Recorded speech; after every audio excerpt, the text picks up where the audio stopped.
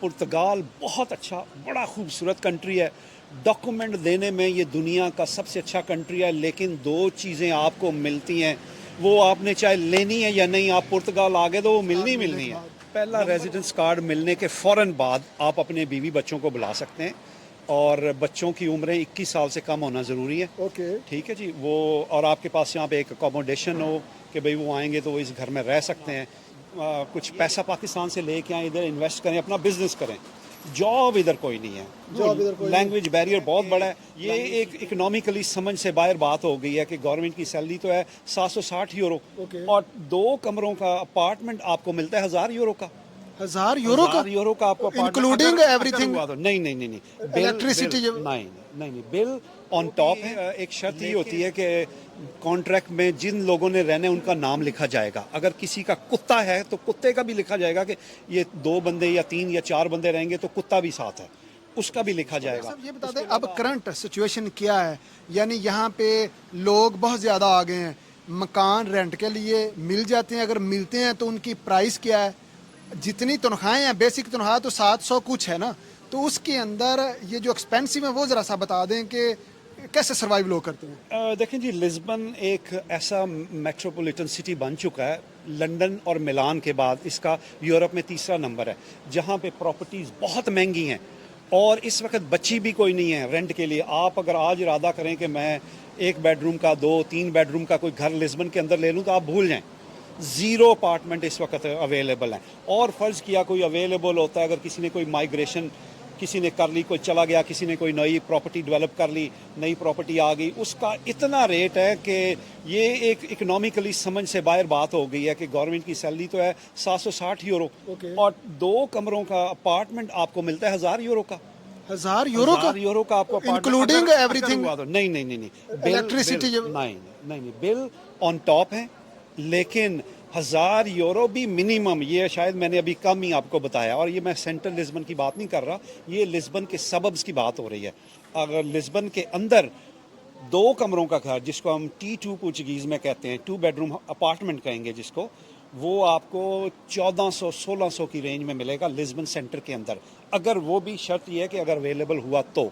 और कितने लोगों के रहने की अलाउ है, गुंजाइश है? रहने की वो भी एक शर्त ही होती है कि कॉन्ट्रैक्ट में जिन लोगों ने रहना है उनका नाम लिखा जाएगा। अगर किसी का कुत्ता है तो कुत्ते का भी लिखा जाएगा कि ये 2 बंदे या 3 या 4 बंदे रहेंगे तो कुत्ता भी साथ है, उसका भी लिखा जाएगा। उसके अलावा आपका कोई मेहमान तो आ सकता है 2-4-5 दिन के लिए, जैसे लाइफ में लोगों के घरों में मेहमान आते हैं, लेकिन कोई परमानेंट वहाँ पे नहीं रह सकता। ना ही एक्स्ट्रा कुत्ता रह सकता है। हाँ, अगर एक्स्ट्रा कुत्ता भी नहीं रह सकता। और यही है कि आप अगर किसी ने देख लिया तो उनके लिए बड़ी प्रॉब्लम हो जाएगी कि ये इलीगल आप काम कर रहे हैं कि किसी को घर में आपने जुबैर रखा हो। साहब, ये सिचुएशन मैंने और कहीं नहीं देखी। यकीन कीजिए ये बड़ी शॉकिंग है कि 760 यूरो सैलरी है, और 2 बेडरूम का जो मकान है वो 1200-1400 यूरो का। तो फिर जाहिर बात है लोग तो 10-10 रहेंगे तो सरवाइव करेंगे, अदरवाइज वो कैसे सरवाइव करेंगे? बस ये ना, ये नहीं समझ आती कि भाई ये इसका सलूशन क्या है, क्योंकि इसका एक ही चीज़ समझ आती है कि इतनी माइग्रेशन हो गई है हमारे पूरे एशिया। रीजन भी ये माइग्रेशन की वजह से माइग्रेशन एक रीज़न है, और दूसरा टूरिज्म, क्योंकि जितने सेंट्रल लिस्बन के अंदर घर हैं वो क्या हुआ है कि लोगों ने उनको एयरबीएनबी बना दिए हैं, होटल बन गए। अभी जनवरी या फरवरी में गवर्नमेंट ने लॉ पास किया था कि no more licences for Airbnb. अब वो नए किसी को लाइसेंस नहीं देते हैं, क्योंकि जो चंद घर बच गए हैं और वो इतने महंगे हो गए हैं कि कोई बंदा वो ले ही नहीं सकता। जुबैर साहब, आखिरी मैसेज, जी जी, पुर्तगाल कैसा कंट्री है? पुर्तगाल बहुत अच्छा, बड़ा खूबसूरत कंट्री है। डॉक्यूमेंट देने में ये दुनिया का सबसे अच्छा कंट्री है, लेकिन दो चीज़ें आपको मिलती हैं, वो आपने चाहे लेनी है या नहीं, आप पुर्तगाल आ गए तो वो मिलनी ही मिलनी है। Number 1 document. अगर आप सोचें कि मैं आऊँ तो मैंने डॉक्यूमेंट लिए बगैर काम करूँ, नहीं, ये मुमकिन नहीं है। डॉक्यूमेंट आपको मिलने ही मिलने हैं। दूसरी जलालत, आप अगर सोचें कि मैं आऊँ, मैं जैसे लग्जरी लाइफ पाकिस्तान में रह के आया हूँ, हर लेवल के अमीर गरीब लोअर मिडिल क्लास वो अच्छी लाइफ ही गुजार के आते हैं कि मैं ऐसे ही रह लूँगा, तो ये नामुमकिन सी बात है। ये बात है इधर लाइफ, या आप अपना कुछ पैसा पाकिस्तान से लेके आए, इधर इन्वेस्ट करें, अपना बिजनेस करें। जॉब इधर कोई नहीं है, जॉब इधर कोई लैंग्वेज बैरियर बहुत बड़ा है, लैंग्वेज सीखने के लिए बहुत ज़्यादा टाइम, नई ज़ुबान सीखने में बहुत ज़्यादा टाइम लग जाता है। तो आप 1.5 साल में तकरीबन आपको पहला रेजिडेंस कार्ड मिल जाता है, फिर आप लीगली अपना शुरू करते हैं। 5 साल का प्रोसीजर है, 5 साल बाद आपको पासपोर्ट तकरीबन 7 साल लग जाते हैं नए बंदे को। 6 साल 6 साल पासपोर्ट मिल। ज्यादातर हमारे देसी क्या काम करते हैं? हमारे देसी जो हैं वो आके इस वक्त तो सारे ऊबर टैक्सी चला रहे हैं।